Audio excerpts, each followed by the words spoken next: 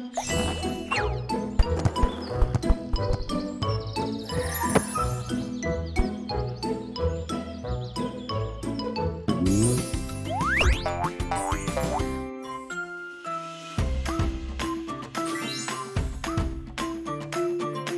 байна уу гэдэг.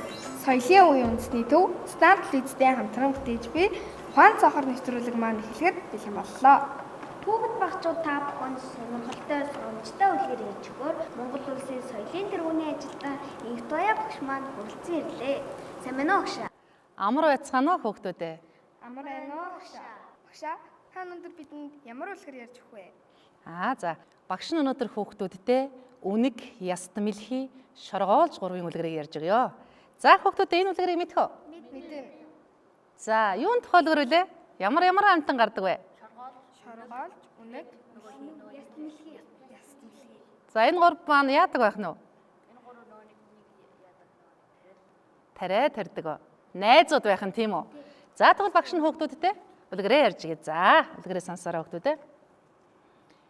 Нэг өдөр үнэг, яст мэлхий, шоргоолж гурав зугаалж явж байжээ. Тэгтэл замаар шар будаа гоожуулаад асгачихсан байсантай таарч хайран будаа одоо яадаг вүлээ гэж гайхалдаж зогсдол үнэг бүхнээс түрүүнд ерөөсөө будааг түүгээд аваад тарьчихъя. Урагхаар нь хурааж аваад гуруула адилхан хуваагаад авъя гэж амны ээж гин. Яст мэлхий шоргоолж хоёрч дуртай наргагүй түлцэж гинэ. Одоо тарих аятайхан газар олох хэрэгтэй байна да гэж яст мэлхийн хэлснээр гурвал тарих газраа хайж гинэ. Явж эндэл боломжийн газар байна гэж шоргоолжийн хэлснийг үнэг яст мэлхий хоёрч дагаж гинэ. Жаал ажиллаж байснаа үнэг оорцог толгойг заагаад найз нар минь ээ, энэ оорцог толгой нурж бидний талбайг дарж ажлыг маань баллаж магадгүй. Та хоёр ажиллаа хийж бай. Би энэ оорцог толгойг нураалгүй тогтоож бай гэд явчихж гинэ. Үнэг толгой дээр гараад унтаад өгч гинэ. Оройн яст мэлхий шоргоолж хоёр газраа хагалж дуусаад амрах газар хайж явааг үнэг мэдээд намайг энэ толгой дээр очиход нурж эхэлж байсан. Би л очиаг бол бидний тариач байхгүй, бид ч өөрсдөө дарагдаж өгөх байлаа. Арай л гэж тогтоолоо шүү гэж ёолж хайлсаар угтаж гинэ. Яст мэлхий шоргоолж хоёрч итгэж маргааш нь будаагаа суулгачаад ургаж боловсрохыг хүлээж гин. Тэгээд намар нь шоргоолж яст мэлхий хоёр болцсон гүйцсэн будаагаа хурааж гинэ. Тэгтэл үнэг хаанаас ч юм гараад ирчихсэн. Найз нар минь бид тийм ч будаа авч чадсангүй. Ер нь тэмцээн хийгээд аль төрөсөл л будаагаа авъя. Тэгэхгүй бол энэ будаа чинь амандчгүй, хамардчгүй жаахан юм байна гэд овоолсон будааг тойрон алхаж гинэ. Яаж тэмцэлтхийн гэж яст мэлхийг асуухад үнэг тэр харагдаж байгаа бутыг тойрч уралдъя. Хэн төрүүлсэн будаагаа бүгдийг авъя гэж гин. Яст мэлхий шоргоолж хоёр үнэгтэй уралдахаас аргагүй болсон тул за гүхэд бэлтгэрэй гэж үнгийг хашгирахад яст мэлхий шоргоолж хоёрч уралдахаар цэхэж гин. Гүйгээд гэж хэлэнгүүт үнэг байдаг чадлаараа харайлахад шоргоолж самбаачилж сүүлнээс нь зүвтж гинэ. Үнэг тэнхээ мэдэн гүйсээр хамгийн түрүүнд будааны дэргэд хүрээд сахлаг сүүлийн овоолсон будаан дээр тавьж эргэж хараад за ургац минийх болох шивдэ гэж гин. Гэтэл хүү унахгүй над сүүлийн аваарай намайг дарж алах нь ургац минийх би аль хэдийн нэрээд энд хүлээж байлаа гэд шоргоолж хэлж гин. Юу гэсэн үг вэ? Чамайг надаас хурдангүйдэг гэхэд хэн итгэх юм гэж үнэг хэрүүл өдөж гин. Энэ үед яст мэлхий мөлхсөөр хурж ирээд шоргоолжтой зэрэгцэн зогсож үнэг минь маргаан дэгдээгээд яах вэ? Чамайг хоёр тайган нохой хайгаад байгааг мдэггүйз.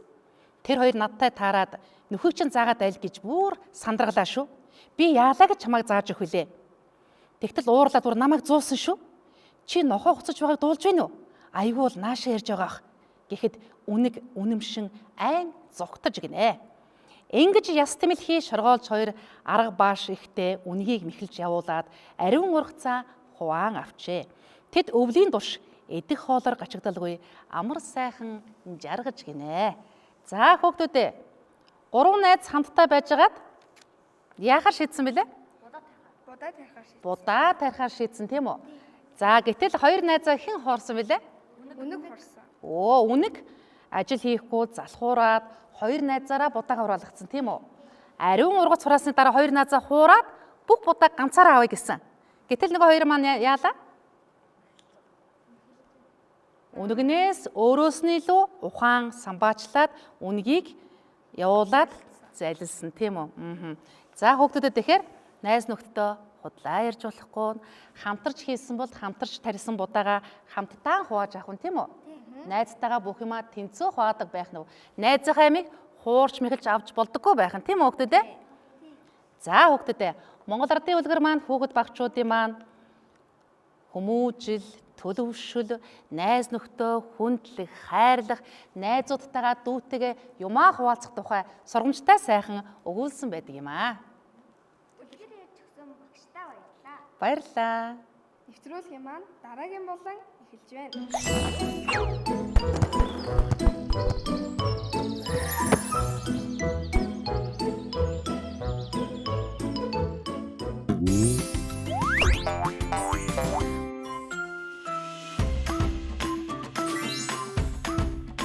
За хүүхдүүдээ сая бүгдээрээ юу гардаг үлгэр үзсэн мөлий?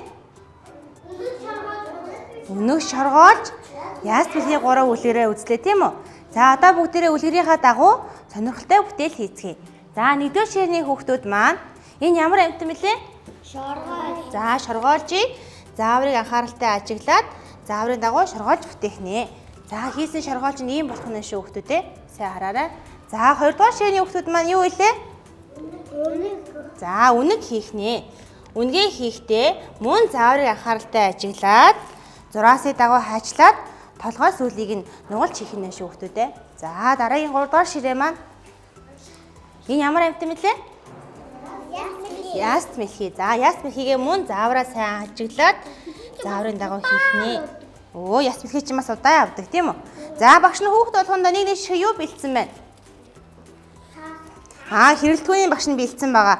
За уутаа задлаад заавраараа хийгээрэй заяа. За зөв одоо ширээлгүй араа сууч. За одоо бүгдээрээ бүтээлээ хийж эхлэе.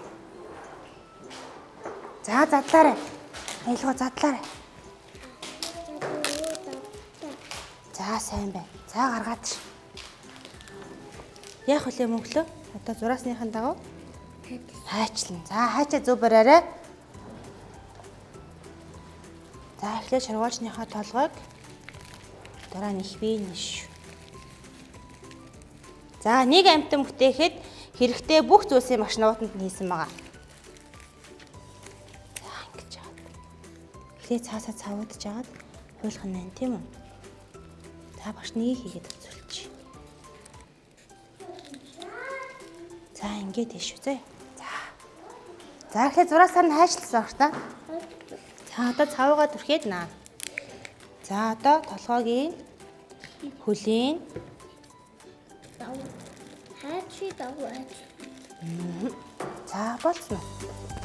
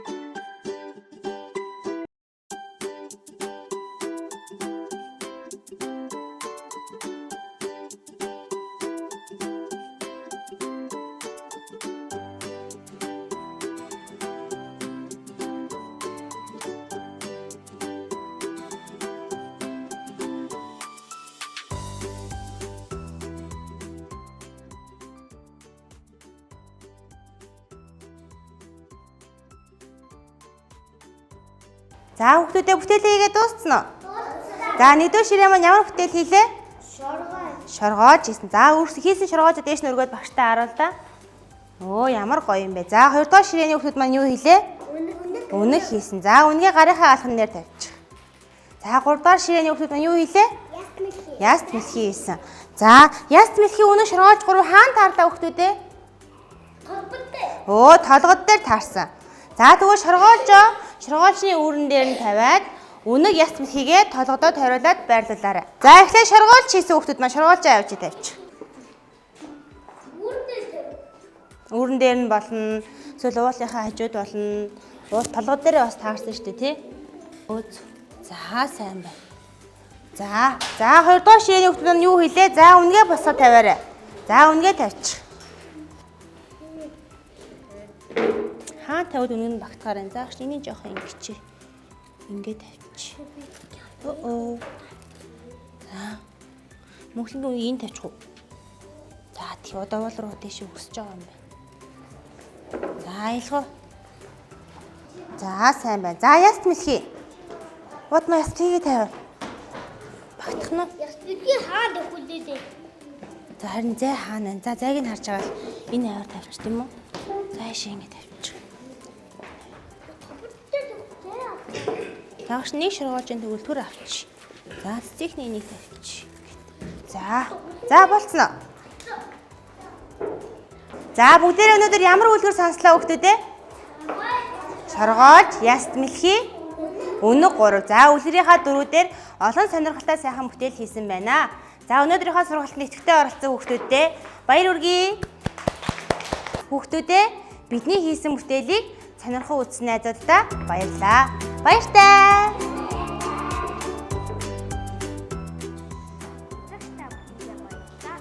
Дараагийн дугаар бүтээлээр баяртай.